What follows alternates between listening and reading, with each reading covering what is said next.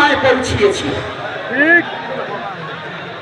আমরা ভেবেছিলাম 5ই আগস্টের পরে বাংলাদেশের নূতন স্বাধীনতার ঘোষণা দিয়েছিল, কিন্তু না, এটা মিথ্যা। আমাদের আশ্বাস দিয়েছে আমাদের জন্য স্বাধীনতা হয়নি।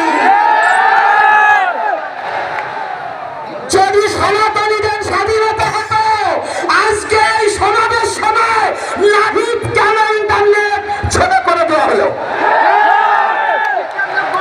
নাইদের সাথে যখন ছাত্ররা ছিল তখন কি সনাতনী ছাত্র ছিল না? তাহলে বৈষম্যবাদ ওদের মনে এখনো আছে। ওরা সনাতনীদের কখনো হিংসা ভোগেনি।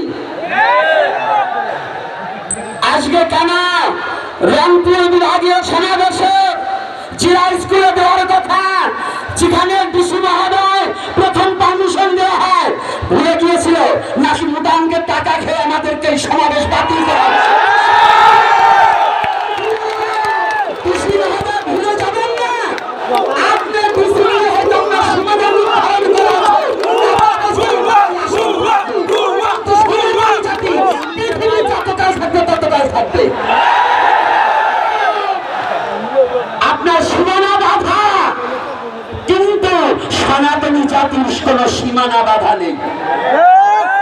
সনাতনী জাতির কোন সীমানা বাধা নেই। আমি সনাতনী জাতিকে জানাতে চাই, আজকে যারা যত বাধা দেবে আমাদের লড়াই তত শক্ত হবে। আমরা থেমে থাকবো না, আমরা থেমে থাকবো না। আমি কয়েকটা ঘটনা দিচ্ছি।